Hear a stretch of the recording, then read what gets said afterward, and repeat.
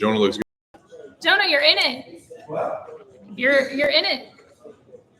We're doing a little beyond the box, a casual beyond the box because it's 1. I can't even read. Why are you looking at your watch if you can't read it? Wait, are we live? Yeah, we're live. Yeah, it's 12:57. LSU downs Georgia. Georgia's going home. 9-1, single elimination, meaning LSU advances, plays tomorrow at 9:30 in the morning again. Yeah, why 9:30? Why are we playing 9:30 a.m. games? It's 12-year-old Little League tournaments. What we got? You tweeted that earlier. I did. That's why I said it again. Brutal. 9:30 tomorrow against Kentucky, but let's recap this one. Starting with Gage Jump, 7 innings, 7 strikeouts. I think he had 1 walk, maybe 4 hits. Quick turnaround, 100 pitches, 4 days. Yeah, I was surprised, honestly. Yeah, I was going to say, what are your thoughts on Gage's performance? I mean, the performance, there's not too much to think about. It was awesome. The kid's electric. He has proven himself as a bona fide ace for us. I kind of in the beginning of the year was a little skeptical of, moving Holman out of that spot, but obviously Gage Jump has proven that he is that guy. He is our Friday guy. So I think he's doing what he's been doing. I was a little skeptical more on him coming back from Tommy John surgery, and this being his first year back. His innings are getting up there, obviously, and to bounce back on. He was already on short rest going from Friday to Thursday, now Thursday to Wednesday. So, of course, we have an 18-wheeler coming by when we start this. So, of course. But it's fine. Yeah. We're in Cards and Culture in Perkins Road. Normally, we're either in the studio or on site somewhere with the whole setup, but we decided we were just going to watch the game here since we have a cool new little lounge and go live right after. But Gage Jump, excellent performance. Now you've got a quick turnaround again tomorrow. Who's going to be on the bump? I would imagine Holman if he's going with this rotation, right? And we're facing, Kentucky's top 3 in all the polls and everything this year. They had a share of the SEC overall championship this year. I think they tied with Tennessee, or one game behind, whatever it was. So obviously they're a great team. So I'm anxious to see. Their offense is pretty high powered too. So I think it's going to be a good test for Luke. But again, I've been kind of saying this the last couple of weeks. I love our 1A. I truly believe we have a 1A, 1B combo because I think Luke is a true Friday night starter. But obviously Gage is probably a little bit more electric and has proven that he should be the Friday night guy. 105 pitches in 7 innings. He goes deep into the ball games every single time. So I'm looking forward to how Luke kind of carries the weight tomorrow in tomorrow's game after what Gage did today. Okay, so Jay made the right call putting Gage on the mound today because that was a must-win game. You're still up in the air for regionals. You have to have a really good performance. I think they solidified today. Yes. I think they did. Yeah, I think they're in. But okay, you put Holman on the mound tomorrow. As the week goes on, they win tomorrow. They play at 4:30 on Thursday. They lose tomorrow. They play at 9:30 on Thursday. Gage is done. Luke is done after tomorrow. Where do you go from there? Why do you always ask me this? You know exactly who I want. Cade Anderson. Right. So I've been very vocal about that, but I don't think that's what Jay is going to do. Obviously, it seems like he has started Dutton the last 2 Sundays, even if he was just an opener. But maybe he's going with that opener style. That is the new analytics, the new wave. That is the move. And so if that's what he wants to do, that's what he's going to do. But I do think Cade Anderson has the ability to be our 3rd starter. I would love to see him get out there and compete, especially in this environment.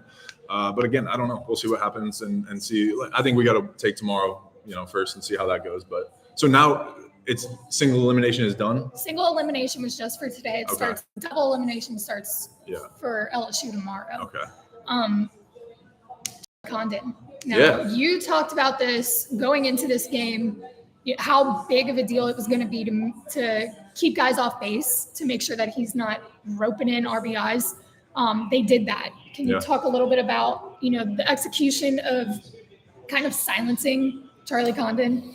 Yeah, it was really cool to see Gage jump. He attacked him right away in the first inning. He gave up a leadoff single to their leadoff hitter.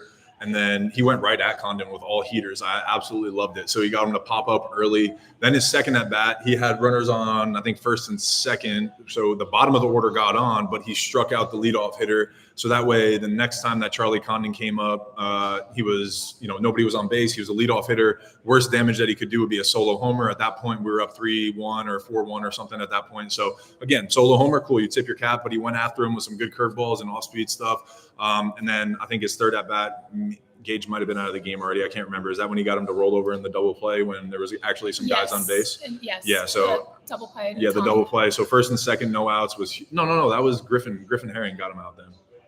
I know Griffin was on the mound. Yeah, it was. The diving catch. Yeah. Okay. So yeah, but I think he just did I think they did a great job going right at him. I think they said he was hitless in only 6 of 56 games this year. So for him to go 0 for 4 today was absolutely huge. He did have runners on base, and we limited that damage. So again, Gage Jump is a true ace. He has that ability to pitch against some of the best people in the country. And obviously Charlie Condon's going to be probably the number one. If he's not, I don't know who the hell would be the number 1 overall pick, but yeah, he's going to be the number 1 overall pick probably. I mean, I think keeping Condon kind of quiet tells you exactly where LSU is at right now. Heating up, sweep. You come into a 9:30 Tuesday morning game against Georgia. The boys were ready. Not just pitching, but the offense, the defense, like everything was firing on all cylinders. Does that continue on? The momentum continue? You mentioned Griffin Herring. We were talking about that double play. That was huge from Tommy to Jared Jones. But how big of a deal is it to be able to finish the game with Griffin not having to dip into the bullpen, especially with this long week? Yeah, no. I was a little curious to see after that long inning if they were going to keep him out there and let him pitch the ninth. I wouldn't have been upset if he brought somebody else in, and kind of saved Griffin, but he was already up, and I'm sure Jay just wanted to solidify this win and just make sure that we got this and not have any momentum leak into tomorrow morning's game. So I thought, it was a great game. Anytime you can use 2 pitchers and have your starter go 7 clean innings is absolutely incredible. And that's how you draw it up. You want your closer, your guy that can pitch high leverage situations and give you some length. Do 2 innings. It was pretty low impact, low stress. He walked those first 2 guys, so maybe a little nerves there, pitching in the SEC tournament or whatever. But he bounced back and got the pitches that he needed in the right situation. Look at Tommy White up there with Jay. That's cool. And Jared Mitchell. Jared Mitchell on SEC. Jared Mitchell on the SEC network. It's awesome. Love to see that from a teammate of yours. That's cool. Offense was hot. Offense was hot. We haven't seen the offense be consistently hot. Braswell had 3 hits. So it wasn't just Tommy White today. Yeah. No. You saw Stephen Milam go yard. Who else got him? Pretty much everybody got a little bit of a I think Pearson had Josh 3 RBIs, right? So he did his thing too. So I think, Tommy went 3 for 6. Braswell had 3 hits. I think LSU's gelling at the right time. They're getting hot at the right time. And you see that. We talked about it, momentum, right? We talked about it a week ago or whatever with Ole Miss, the year that they finished 14-16 in the SEC. They got hot at the right time. And you felt it as a fan. Like, I was watching, I was like, Ole Miss is going to win the World Series this year. Like, the way that they were playing, the way that the energy that they had. So this team has guys that won the national championship last year, and they were big parts of that, And then they have a couple guys that are now settling into different roles, and there's a lot of confidence kind of coming out of that dugout. So I'm anxious to see what happens. This is a lot of fun right now. This is the fun time for baseball. This is when the games matter the most. It seems like these LSU guys are kind of rising to the occasion. We were kind of, giving them a little bit of banter for some of the comments they were making in the media, but it's looking like the boys are backing it up, and I like it. And Jay Johnson saying he feels like they're one of the best 10 or 15 teams in the country, and they're playing like it right now. So that's really cool. Betting. You mentioned it earlier to me before we went live. You were looking at the odds for LSU to win the national championship. I'm going to check it out. What? After they won today, yeah. Plus 3,000. It was plus 3,000 before this game. Yeah. And maybe during. I don't know if it'll change, but I'm anxious to see if it did, but just because I could see it changing a little bit. Yep, it went to plus 2,000. So they were the 14th, and now they're 1, 2, 3, 4, 5. Now they're the 11th. They went from the 14th favorite to the 11th favorite, beating Georgia. So I think it's going to be interesting to see how that changes. In the next couple. If they beat Kentucky tomorrow, it'll be under 1,000, I would imagine.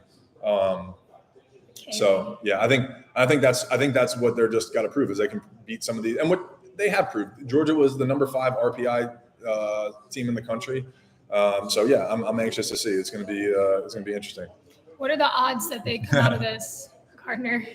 Gardner. Let's what go. are the odds they win the whole SEC tournament? Oh, it's an LSU invitation. I told you that. So I like our chances. And when there's a little chip on your shoulder to keep playing well and stuff, and you want to prove, who knows? I mean, if you win the SEC tournament, could there be a potential that they might host? I don't think so. But no, stop. Because when I said that, when I asked you 2 weeks ago at Modesto or last week. Okay, whatever. Last week. They were coming off a loss against Alabama. What the odds were that LSU would host a regional. You looked at me like I had 2 freaking heads. Okay. And now look. But I didn't realize they were going to play Georgia. If they win tomorrow, they beat 2 top 5 RPI schools. I don't know if Kentucky's RPI is 5, but they're a top 3 school in all the rankings. So I'd imagine they're top 5, top 10 RPI. Ole Miss was top 15 in RPI. And you swept Ole Miss. You beat those 2 teams. I don't know. I mean, that would be sick. That would be wild. That would be wild. I still don't think there's a chance. I really don't. I don't think there's a chance. But who knows? Tommy's reacting to Ashton Larson's catch in the outfield. I swear he blacked out. He saved Jump's ass too. Yeah. That's crazy. Yeah. All right, do we do this again tomorrow? Yeah, I think so. 9:30, why not, right? We'll just pop on after hopefully another LSU win. Hopefully Luke Coleman has a day. Yeah.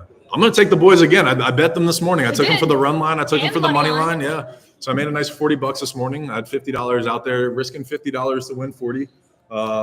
Yeah, I like it. We'll see. Well, Kentucky's going to come out swinging. I'll tell you that much. So Luke's going to have to be locked in. And yeah, not that he hasn't been locked in lately, but he hadn't been the first 5-6 starts that we saw from Luke Coleman. So I'm hoping he bounces back. This is a great spot for him, right? That we talk about. There's a ton of scouts out here. There's going to be a ton of scouts looking at him specifically because there was talks of him sneaking into the first round, but he'll probably be a top 5 round pick. And so there's going to be a ton of scouts out here watching how he performs against a good Kentucky team. So hopefully he rises to the occasion and, hopefully LSU reaps the benefits of that. All right. Well, if y'all are in Baton Rouge and you're not working and not in school, swing by Cards and Culture. I guess we'll be here for the game tomorrow. I'm going to be here, so yeah. 9:30 in the morning. It's a good start to your Wednesday, and then we'll go live right after. Double check on the schedule, make sure that I got nothing else before I say that. Yeah, I'll be here. Okay. I'll be here. I was going to say I don't think we have anything else going on. I'll be here. All right, cool. Well, appreciate y'all, and we'll see y'all tomorrow. Thank you guys for being here.